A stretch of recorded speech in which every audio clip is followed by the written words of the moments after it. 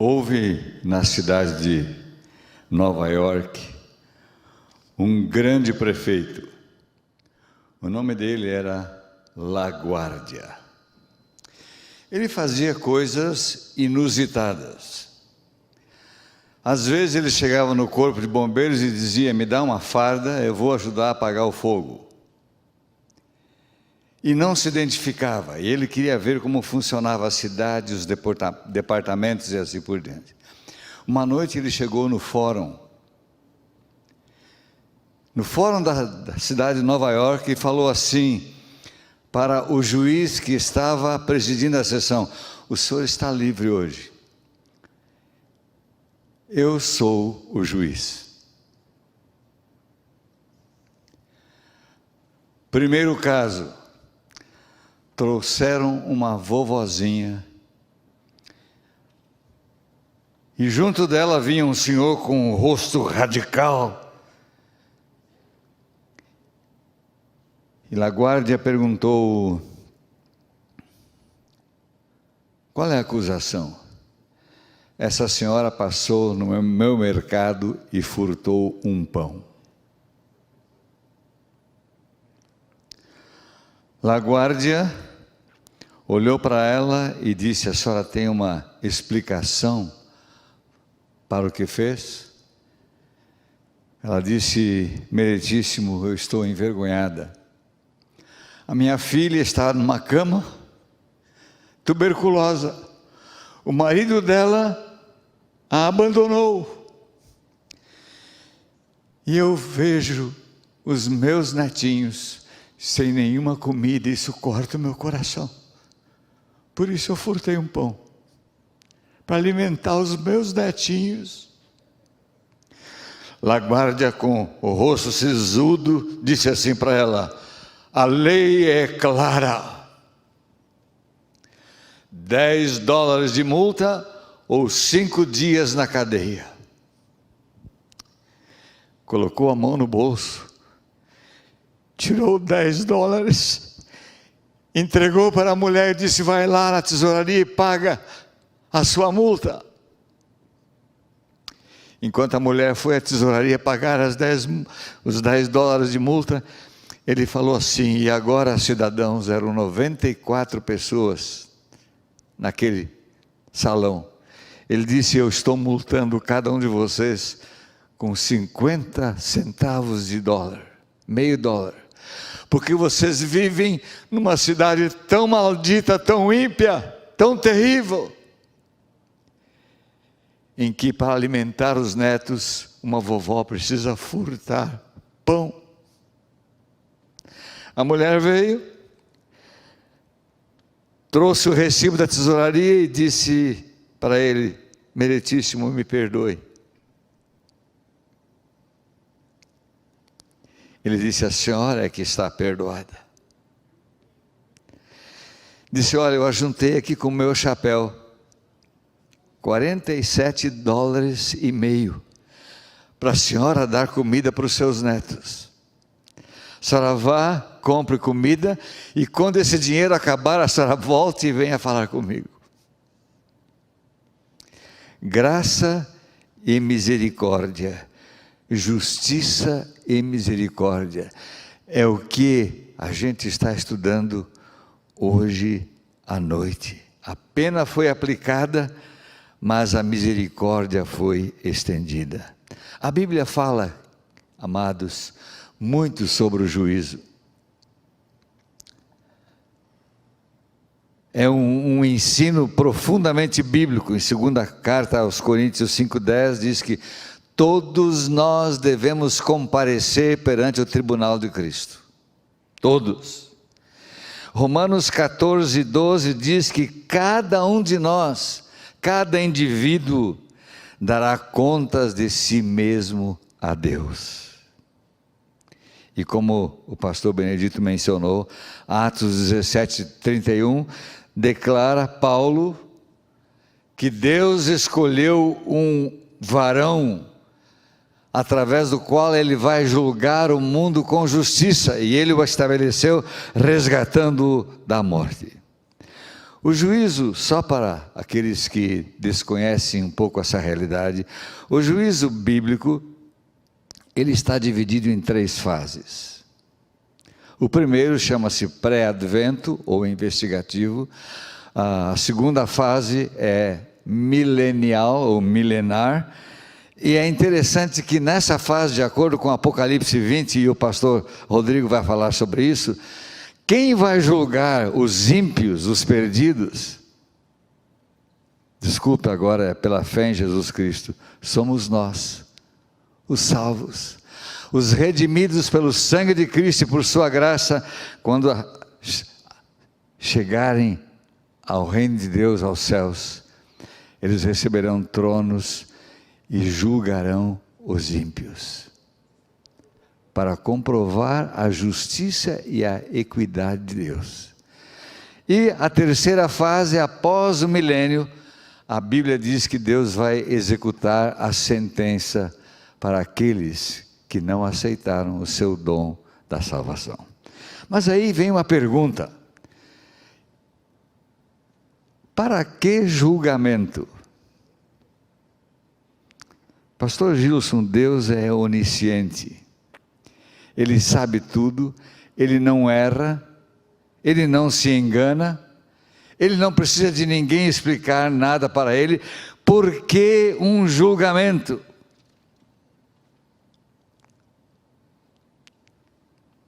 Eu vou dar uma resposta parcial agora.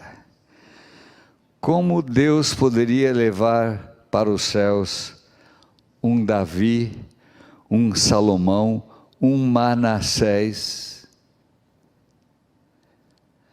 Como Deus poderia levar ao céu um Adão? Como Deus poderia levar ao céu a mim e a você?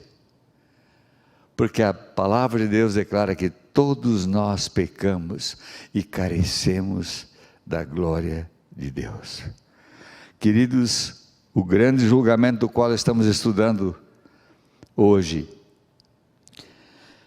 é um julgamento de avaliação, é o julgamento pré-advento, é o Yom Kippur do universo.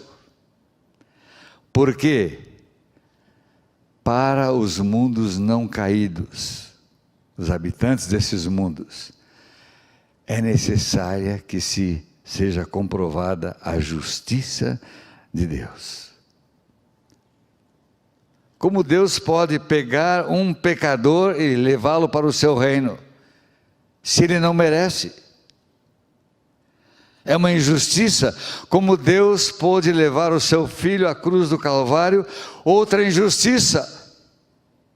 Mas é a dádiva do amor e da misericórdia.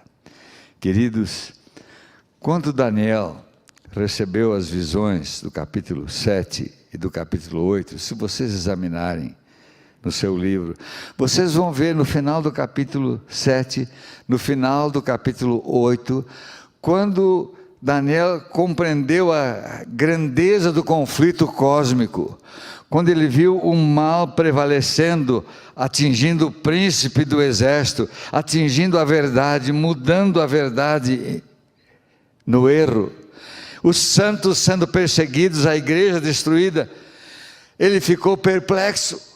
A Bíblia diz, no capítulo 7, fim do capítulo 7, que ele ficou doente e pálido. No fim do capítulo 8, diz que ele ficou aterrorizado e doente por vários dias. Que coisa! No capítulo 7, repentinamente, quando a ponta pequena está destruindo o povo do Altíssimo e fazendo aquelas coisas todas, Deus muda a cena e apresenta um quadro maravilhoso a respeito da grandeza celestial do julgamento.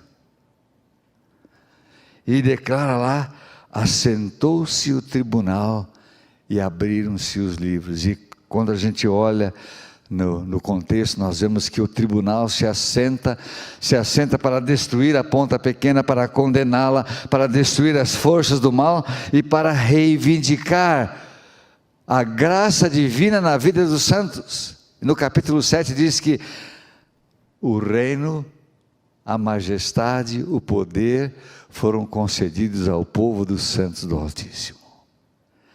Como compreender tudo isso? Eu peço que joguem agora na tela e nós vamos fazer uma pequena viagem para compreender aquilo que nós do quarteto, os Arautos 7.2, 7.5 eram uma equipe evangelística. E numa das conferências que nós fizemos, nesse grupo nós fizemos 9 séries de conferências, Deus nos deu o privilégio de ganhar mais de 1000 almas para o Senhor Jesus Cristo. E uma das conferências que nós tínhamos na série de 30 noites, chamava-se A Profecia, a História e a Matemática. Eu quero apresentar um resumo disso para vocês hoje à noite. Porque, queridos, Deus é um Deus de exatidão, de plenitude. Ele é correto em tudo aquilo que Ele faz. Bem, ele estava olhando na sua visão e ele viu um santo falando a outro, dizendo: até quando vai durar a visão relativa ao holocausto contínuo, a transgressão assoladora, a entrega do santuário e do exército para serem pisados? Daniel era um homem que amava a Deus, que amava a verdade, era um homem de princípios que não negociava de acordo com as circunstâncias. E então a palavra de Deus diz que o santo disse para ele, Daniel: até 2300 tardes e manhãs e o santuário será purificado.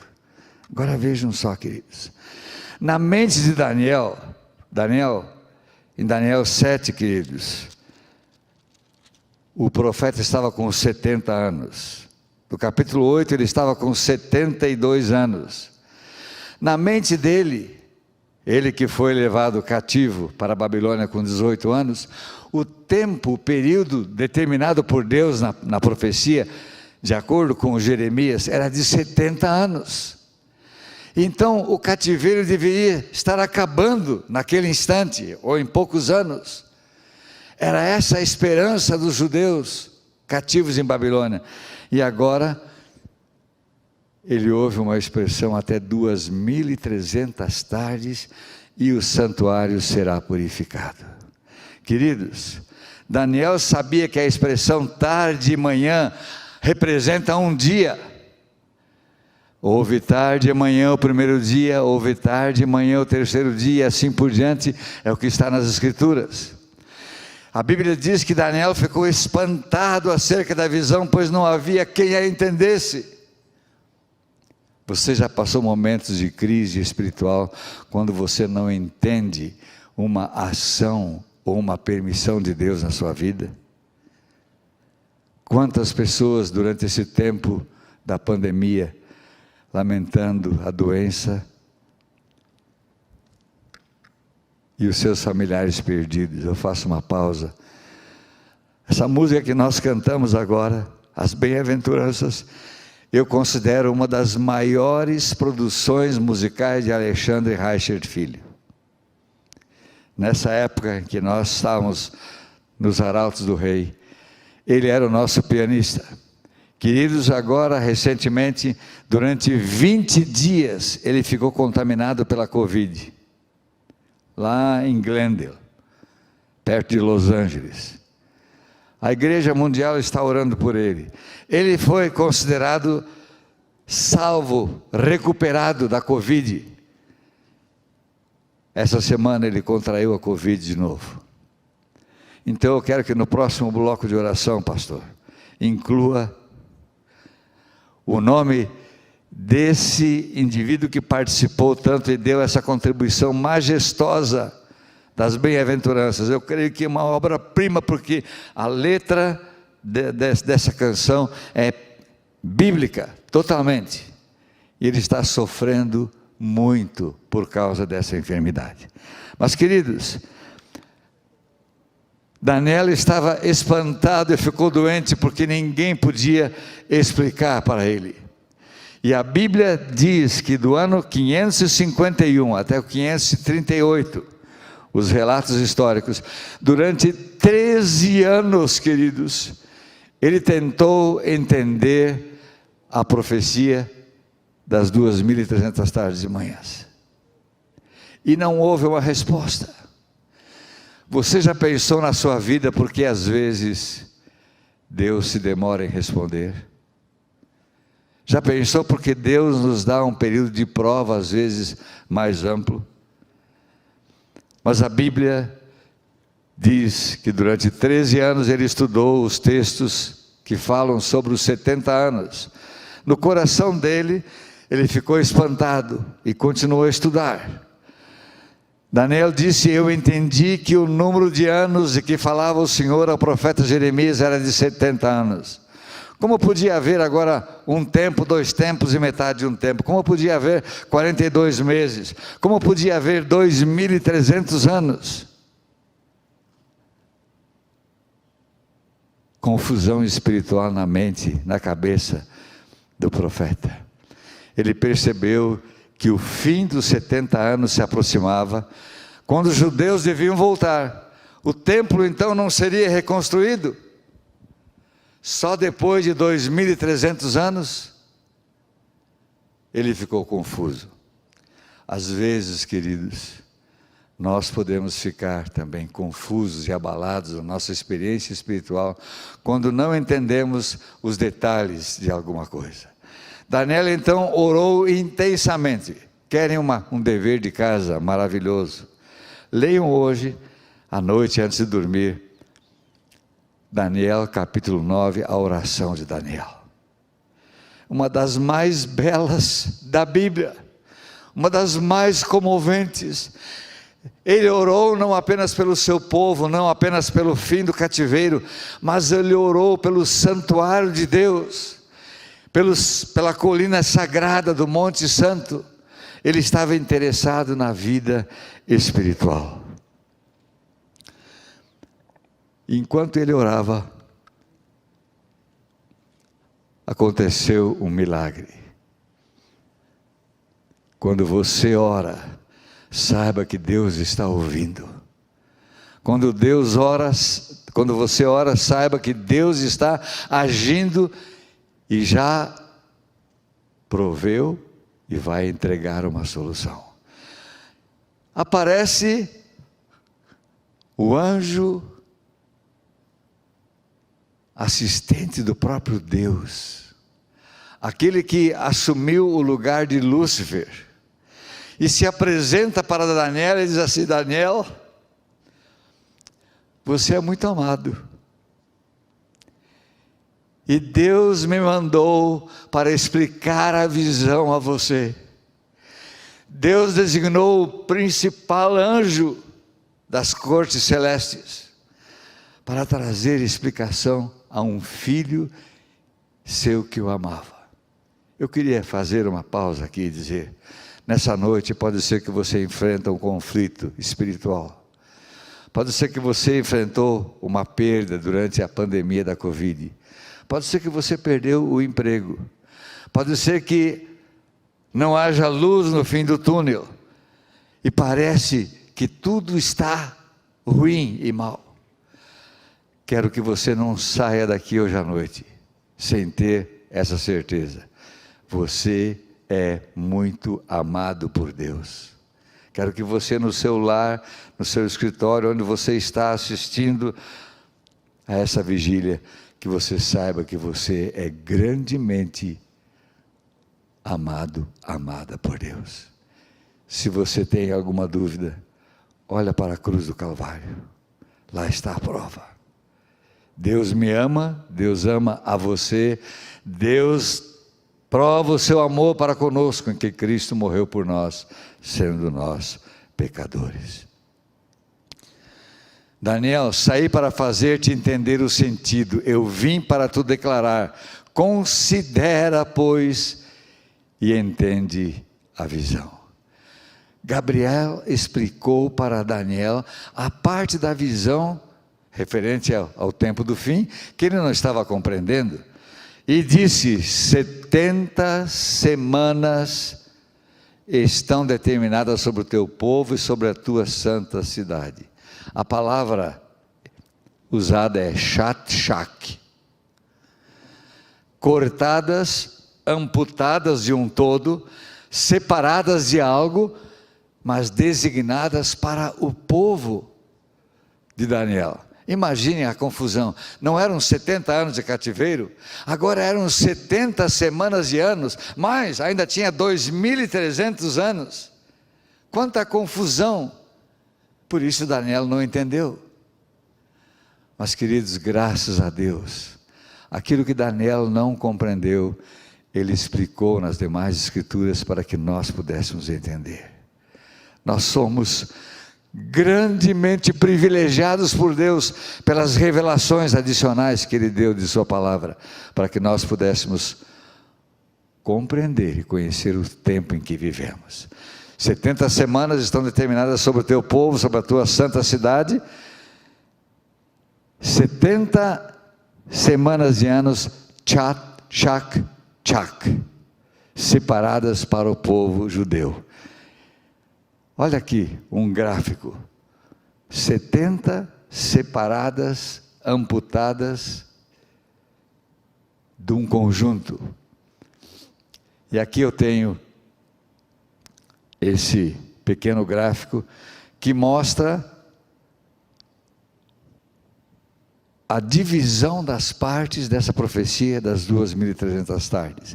A primeira parte refere-se ao povo judeu, e a segunda parte, a pregação do Evangelho aos gentios. 70 semanas proféticas, são 70 vezes 7, 490 dias proféticos, ou 490 anos literais, recortados, retirados do conjunto das 2.300 tardes e manhãs, ou 2.300 anos. Queridos, Daniel conhecia o símbolo do dia profético, lá em Números 14, 34, o castigo que Deus deu para o seu povo pela rebelião, e também em Ezequiel 4, 6 e 7, um dia representava um ano. Isso na profecia se tornou entendido. Interessante, queridos, Deus explicou esse período de 70 semanas, 490 anos, para o que era. E Gabriel explicou: para fazer cessar a transgressão, para colocar fim aos pecados, para expiar a iniquidade, para trazer a justiça eterna, para selar a visão e a profecia, e para ungir os santos dos santos. Se vocês estudarem a Bíblia com percepção espiritual, com auxílio do Espírito Santo, vocês verão que tudo que Deus faz tem um significado importante. Desde a ordem, a saída da ordem para restaurar e para edificar Jerusalém, até ungido ao príncipe, 7 semanas e 62 semanas. Bom, não adianta a Bíblia falar sobre 2.300 anos de uma profecia, se não diz quando começa e quando termina. E o importante, queridos, é que o anjo Gabriel desceu e explicou para Daniel detalhes que são importantes para nós. E quando nós estudamos essa profecia, eu lhes digo com segurança total: quem entende essa profecia de tempo, das 2.300 tardes e manhãs, não pode manter dúvidas sobre a revelação de Deus e a veracidade da sua palavra. Então, 7 semanas, mais 62 semanas, são 69 semanas multiplicado por 7 dias, nós encontramos um total de 483 dias proféticos ou anos literais. Desde que foi promulgado o decreto até o Messias. A Bíblia estava clara, deu uma conta de matemática. Quando essa profecia deveria começar? A Bíblia diz: quando fosse promulgado um decreto para restaurar e edificar Jerusalém. Quando a gente estuda o Velho Testamento, a gente vê que houve 3 decretos em relação ao povo judeu quando estava no exílio. O primeiro, por Ciro o Grande, no ano 538 ou 537, o primeiro ano do seu reinado, ele disse: assim diz Ciro, rei da Pérsia, o Senhor Deus dos céus. Um pagão falando, um pagão dizendo o quê? Assim diz Ciro, o Senhor, o Deus dos céus, me deu todos os reinos da terra e me encarregou de lhe edificar uma casa em Jerusalém que está em Judá. Quem entre vós é de todo o seu povo, que suba, e o Senhor seu Deus seja com ele. Em Daniel 2, Daniel revelou para o rei Nabucodonosor que é Deus quem estabelece reinos e os remove, reis e reinos. E agora Ciro confirma isso, dizendo que Deus é o Senhor do universo, é Ele quem governa, inclusive a humanidade. Em 519 surgiu um segundo decreto. Vocês sabem que entre o primeiro decreto e a sua execução, os samaritanos e os povos além do rio fizeram de tudo para proibir a reconstrução do templo. E a coisa foi parar na sede do império. E agora Dario, chamado primeiro Ristaspes, ele verifica nos arquivos reais e vê que Ciro havia promulgado um decreto autorizando. Dario reafirma por um segundo decreto a reconstrução de Jerusalém e ainda diz mais, e diz assim: e eu ordeno que seja sem custo para os judeus por conta do erário da Medo-Pérsia. Que coisa extraordinária. E o terceiro decreto foi promulgado em 457 por Artaxerxes, chamado Longímano. Sabe por que chamado Longímano? Porque tinha um mãozão desse tamanho. Longímano quer dizer mão grande. Concedia a Esdras a autoridade plena de reconstruir Jerusalém. Esse é o único decreto autorizando a edificação da cidade. E é por isso, queridos, esse decreto cumpre literalmente, realmente, formalmente, exatamente a profecia. É o único que serve como ponto de partida para a profecia dos 2.300 anos. 457. Guarde essa data histórica. Ela também é profética e ela é matemática. Fazendo os cálculos, em 483 anos, desde que foi promulgado o decreto, até o ungido, era o tempo. Aqui está mais uma vez o gráfico. Agora, queridos, o que significa a palavra Messias? Do hebraico, é a mesma Cristo do grego, e significa o ungido. E agora entra a história para apoiar a profecia e a matemática. A Bíblia diz que no 15º ano do reinado de Tibério César, ao ser todo o povo batizado, também o foi Jesus. A Bíblia dá datas para os eventos. A Bíblia dá detalhes para que a gente não tenha dúvida das revelações divinas. E estando ele a orar, Jesus, o céu se abriu e o Espírito Santo desceu sobre ele em forma corpórea como uma pomba, e ouviu-se uma voz no céu que dizia: Tu és o meu filho amado, em ti eu tenho prazer. Quando a gente estuda a Bíblia nos seus detalhes, nas suas revelações, nós chegamos ali em Atos 10, 38, que Deus ungiu a Jesus de Nazaré com o Espírito Santo e com poder.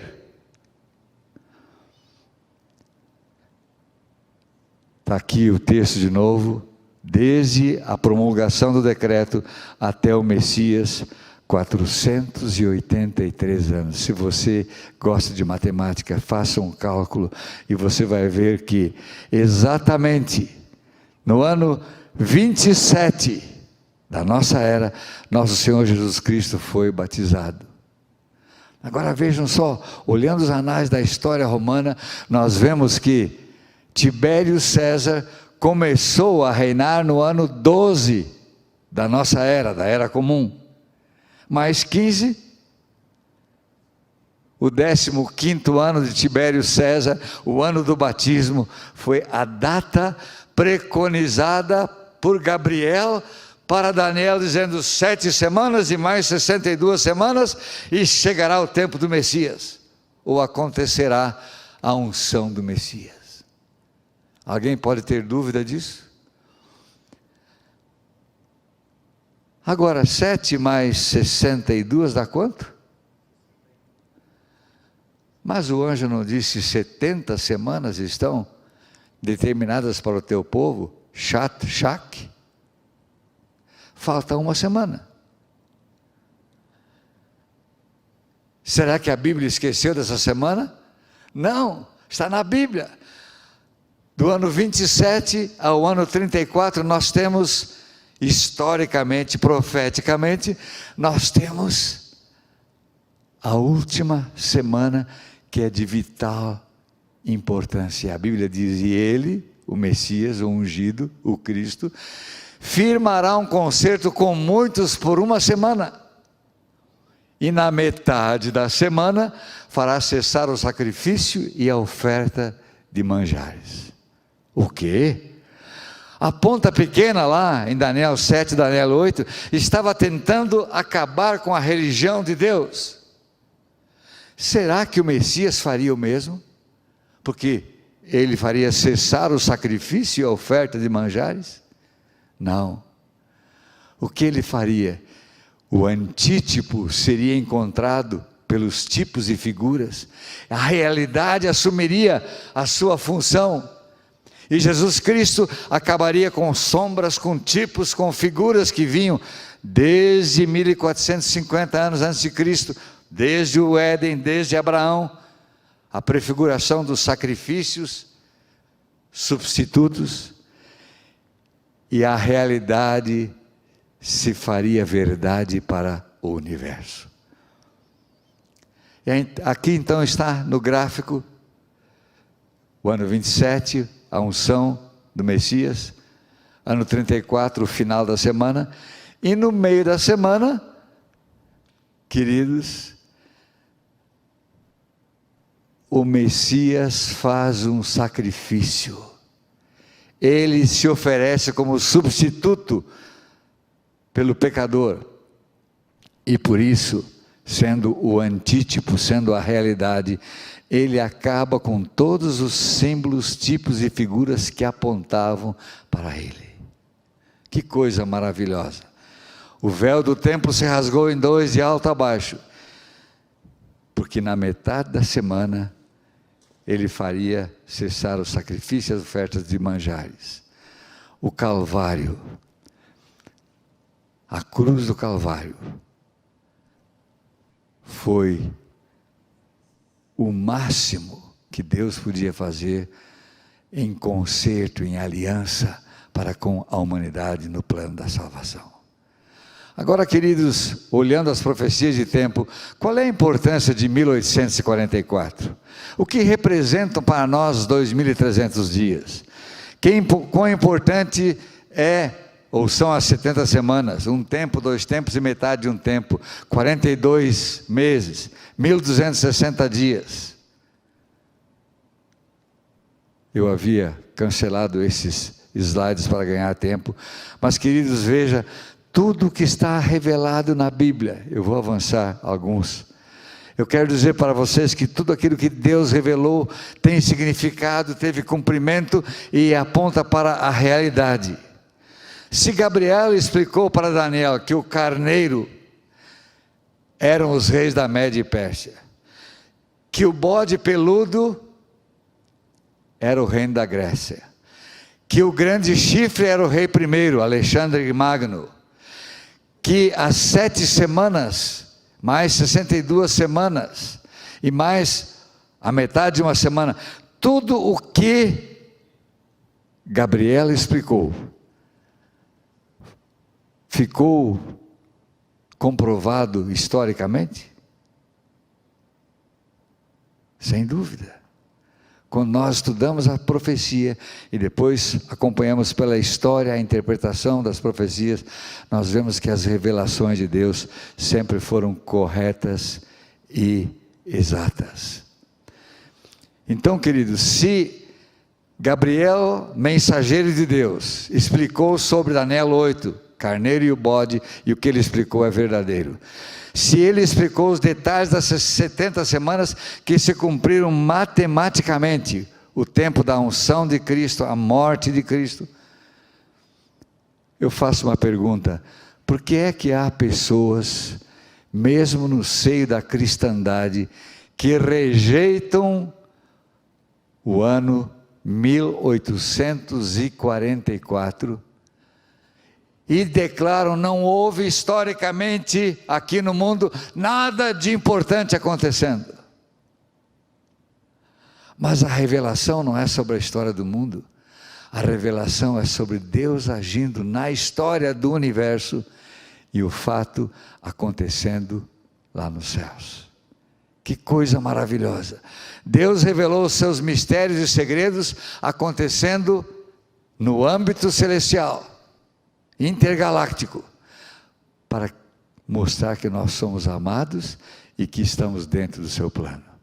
Aqui está a profecia, um painel, né, mostrando 7 semanas, mais 62 semanas, mais uma semana, 70 semanas para o povo judeu, e então 1810 anos conduzindo ao fim das 2.300 tardes de manhãs. O que aconteceria, como o pastor Siqueira mencionou, no dia da expiação, dia do Yom Kippur, dia 10 do 7º mês, o santuário também era purificado. Simbolicamente, a remoção do registro da culpa, dos pecados, de todos os pecadores. Interessante, queridos. Estudando a história dos judeus, eu descobri uma coisa que eu não sei, pastor, se você já pensou nisso. Mas eu vou perguntar para vocês.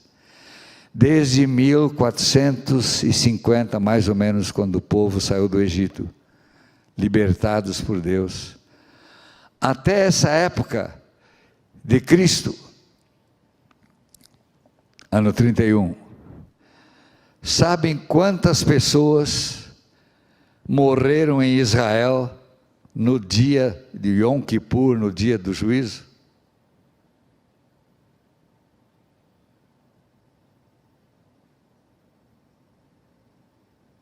Alguém leu sobre isso? No primeiro dia do 7º mês, como o pastor Siqueira mencionou, começou hoje para os judeus, o ano novo judaico, as trombetas soavam e era para o povo afligir as suas almas, era para o povo confessar os seus pecados, era para o povo fazer devolução daquilo que havia furtado, daquilo que havia tomado emprestado, e assim por diante. Queridos, eu louvo a Deus, porque parece que o povo judeu levou esse assunto a sério. Desde aquele tempo de Moisés até o tempo de Jesus Cristo, não há registros de nenhuma pessoa ter sido eliminada do rol do povo judeu. Sabem por quê? Durante 10 dias, eles afligiam as suas almas, eles confessavam os pecados, eles não queriam morrer. Queridos, desde 1844 nós estamos no Yom Kippur do universo. Será que alguém que me ouve hoje à noite gostaria de morrer, de perecer, por não fazer uma reconciliação com Deus, não buscar o perdão dos pecados, confessando-os e abandonando-os? Em 1844, encerrando, iniciou-se o juízo pré-advento, a purificação do santuário celeste, a última fase da obra de Cristo. Ele deixou a sua obra como apenas intercessor e mediador, ele passou ao Santo dos Santos, no modelo celestial, e ele começou a fazer a obra de juízo, e mais, ele continuou a fazer a sua obra de mediação e oferecendo o perdão. O que mais? Ele é nosso sumo sacerdote e juiz. Está acontecendo a remoção dos pecados dos justos. E agora eu quero fazer uma pergunta para vocês. Eu sei que muita gente, quando fala que nós teremos de prestar contas a Deus no dia do juízo, muita gente se arrepia, muita gente fica com medo, mas nós não precisamos temer o juízo final, porque o juiz é o nosso substituto, aquele que deu a vida por nós, aquele que nos ama e a si mesmo se entregou para nos salvar. Que história maravilhosa está dentro desse estudo das 70 semanas, das 2.300 tardes e manhãs. O santuário mostra o amor de Deus, o resgate de Deus, a obra de Deus, a preocupação que Deus tem em nos salvar. Jesus é o Cordeiro de Deus e os sacrifícios rituais representavam a Ele. Os serviços do santuário ilustravam a atividade do Senhor Jesus Cristo. O grande dia do juízo está em andamento.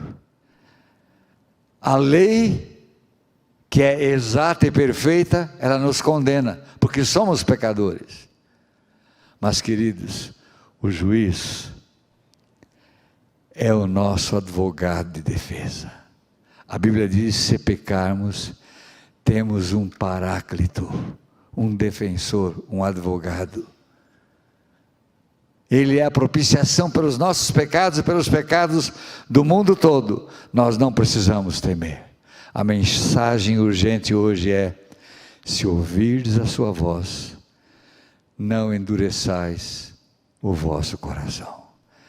Eu sei que Deus está falando a cada um de vocês, que está sintonizado, está participando dessa vigília. E Deus tem uma mensagem para você. É tempo de reconhecer pecados, de se arrepender, de confessá-los, de olhar para a cruz de Cristo, aceitar o dom maravilhoso que Deus nos oferece. É tempo de recomeçarmos com Deus em Cristo Jesus para uma nova vida. E a palavra de Deus diz, palavra de Paulo, segunda carta aos Coríntios 6:2: eis aqui o tempo sobremodo oportuno, eis agora o dia da salvação. No vocabulário de Deus, na mensagem de Deus, nas profecias de Deus, o tempo é hoje, o local é aqui. O desejo de Deus é que seja agora.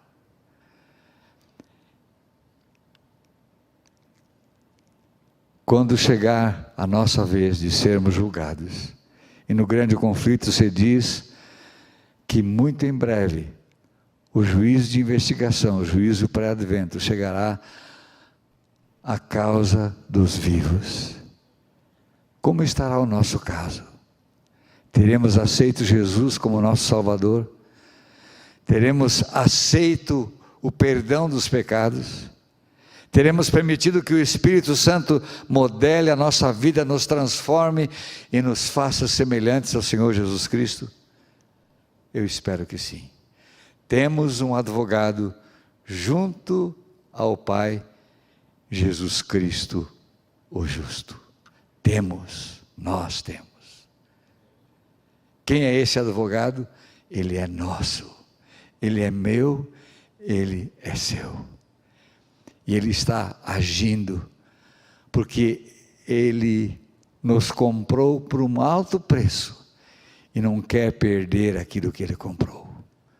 Somos seus por criação, somos seus por redenção. Que Deus abençoe a cada um de vocês. Que o sacrifício na cruz não tenha sido em vão. Que os seus pecados, os meus pecados, tenham sido perdoados, como foram, mas que ao aceitarmos o perdão divino, nós possamos fazer parte do reino eterno e para sempre. Que Deus abençoe a cada um e a todos, em nome do Senhor Jesus. Amém.